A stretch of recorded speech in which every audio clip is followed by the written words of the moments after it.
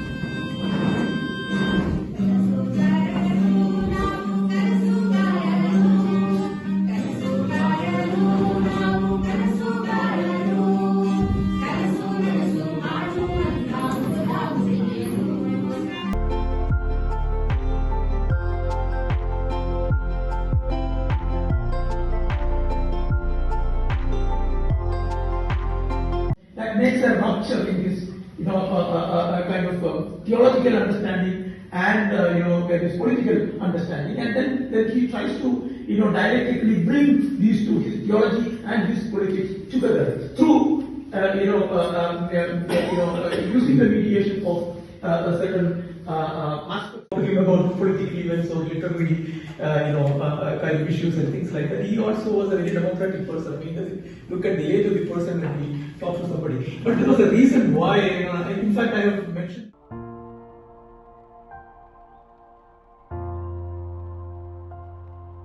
If you read his prose, all his writings, they're all poetic. His prose is never prosaic. It's all beautiful poetry. So there is a beautiful blend of poetry and prophecy, aesthetics and ethics in him. The poet and the prophet, the two essential phases of the persona of Father Kappen, are clearly reflected in his concept of the divine, in his explication of the idea of theandric practice. The poet in him imagines the divine, God, as a gift. And the prophet in him projects the divine as a challenge, gift and challenge.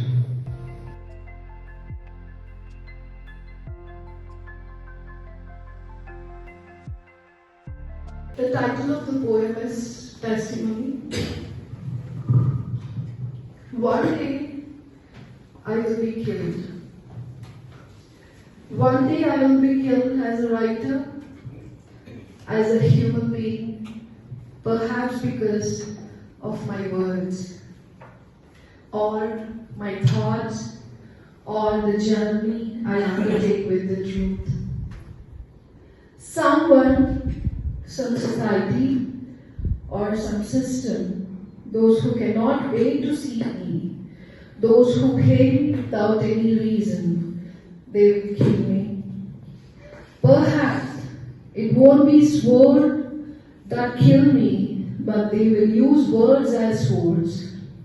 Perhaps it won't be temples that strike me down, but the shoulders and hands that carry the dark truth hidden behind those temples. It won't be weak individuals who destroy me, but the monstrous systems they provoke. The nostrils that cannot tolerate my existence, the mano-minded souls who despise even my words. To kill me, they will find excuses. This is our culture, this is our God, this is our history, this is our law. They don't want, like me, tearing down those justifications. They won't like that I remain outside their frameworks, or that I refuse to flee from their narratives. But they don't understand. Killing isn't about ending a body, it's about silencing ideas. After they kill me, My words will soar like birds, crossing their walls, building nests in countless hearts. One day, the day they kill me, I will truly be reborn. One day, on the day they kill me, I will truly be reborn. My death will be the foundation of new words, new voices, new voices. My death will become the blood that moistens the soil of an equal society.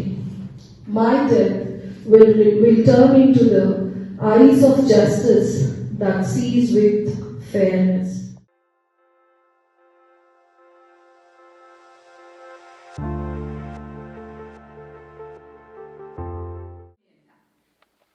ನನಗೆ ಓದಕ್ಕೆ ಬರೆಯೋಕ್ಕೆ ಎಲ್ಲ ಬರೋದಿಲ್ಲ. ಅಟ್ಟಿ ಮಕ್ಕಳೆಲ್ಲ sign ಮಾಡೋದನ್ನ ಕಲಿಸವ್ರೆ, ಶಾಂತಿ ಮಕ್ಕ ಅಂತ ಅಂದ್ಬಿಟ್ಟು ಊರವ್ರ ಮೇಲೆ ಕತೆ ಹೇಳ್ಕೊಂಡು ತಿರ್ತೀನಿ. ಕೇಳ್ತೀರಾ ಕತೆ? ಹಾಂ, ಕೇಳ್ತೀನಿ. ಇದು ಟಿವಿನಾಗೆ ನೀವು ಮೊಬೈಲ್ನಾಗೆ ನೀವು ಅಂದ್ಕೊಂಡು ನೋಡ್ತಿರಲ್ಲ ಅಂತ ಕತೆ ಅಲ್ಲ ಇದು. ಕೇಳಿಸ್ಕೊತೀರಾ?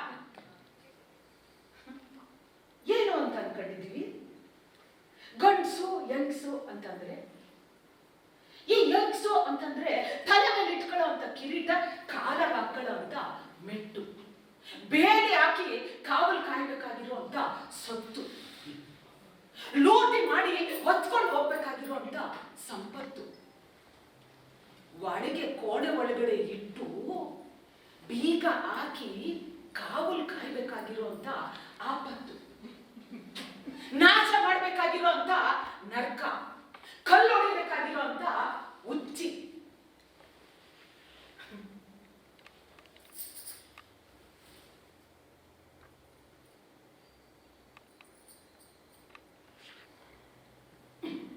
ಇದು 12ನೇ 12th ಸೆಂಚುರಿಯಲ್ಲಿಯ ಶರಣರ ಒಂದು ಚಳುವಳಿಯ ಸಂದರ್ಭದಲ್ಲಿ ಕಾಳವ್ವೆ ಅಂತ ಅನ್ನೋ ಒಬ್ಬ ದಲಿತ ಹೆಣ್ಮಗಳು ಫುಡ್ ಪಾಲಿಟಿಕ್ಸನ್ನು ಹೌಶಿ ಚಾಲೆಂಜಸ್ ಅಂತ ಅಂದ್ಬಿಟ್ಟು, ಕುರಿಕೋಳಿ ಕಿರಿಮೀನ ತಿಂಬುವರಿಗೆಲ್ಲ ಕುಲಜರೆಂದೆಂಬರು, ಶಿವಗೆ ಪಂಚಾಮೃತವ ಕರೆವ ಪಶುವ ತಿಂಬ ಮಾದಿಗ ಕೀಳು ಜಾತಿ ಎಂಬರು.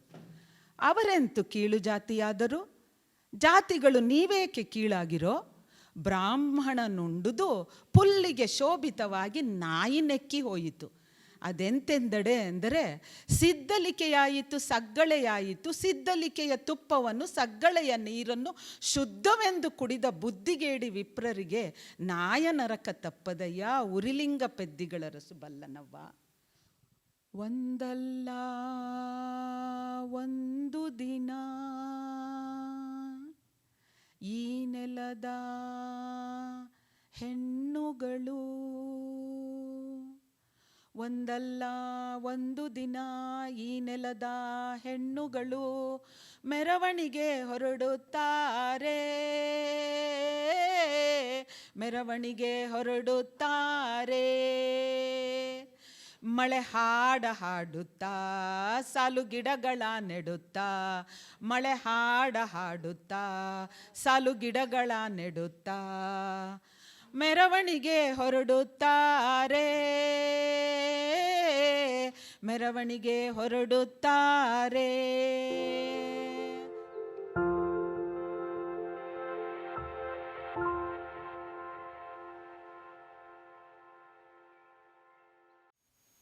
And today I feel, if you feel captivated by earth and life,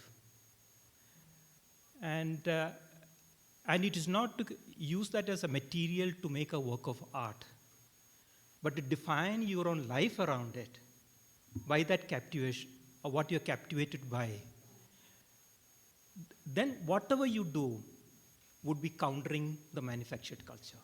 How I started thinking about counterculture. I remember Kappen, once we were sitting together and talking about a project which I'm thinking, then I'm explaining about the context in which I'm presenting it.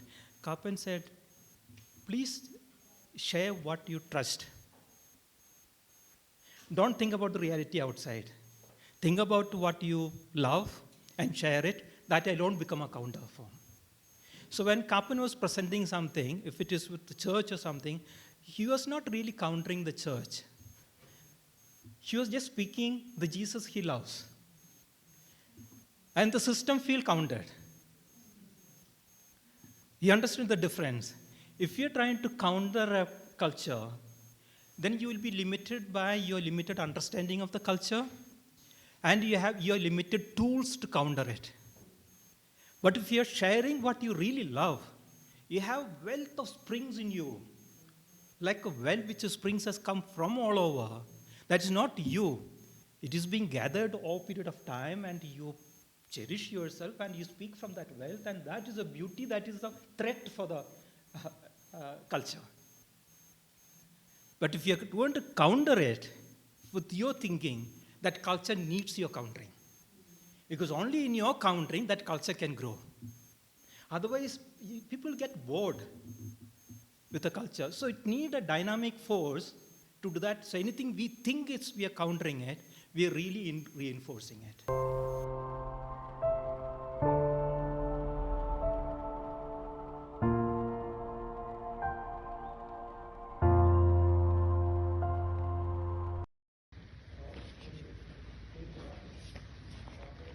When I stand here today morning, I was wondering what I was supposed to do and what I ended up doing.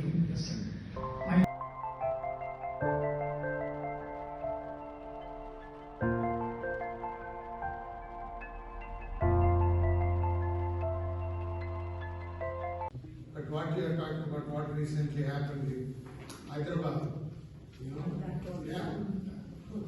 That's it.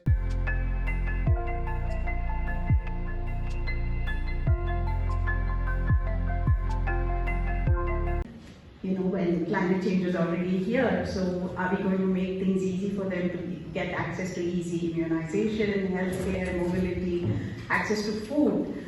So these are the things that define what resilience is to each of us, and we just keep those thoughts in mind as we move forward. And again, something that strikes through the word resilience is where each of us come from, our own identities. It's a caste, class, religion, language, being able-bodied. All of this will determine who will be resilient.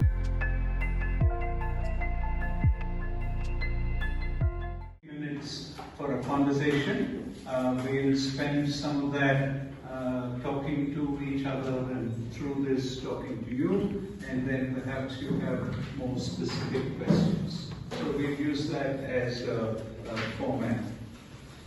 What the short documentary doesn't say is that Bablu and Mary are co-founders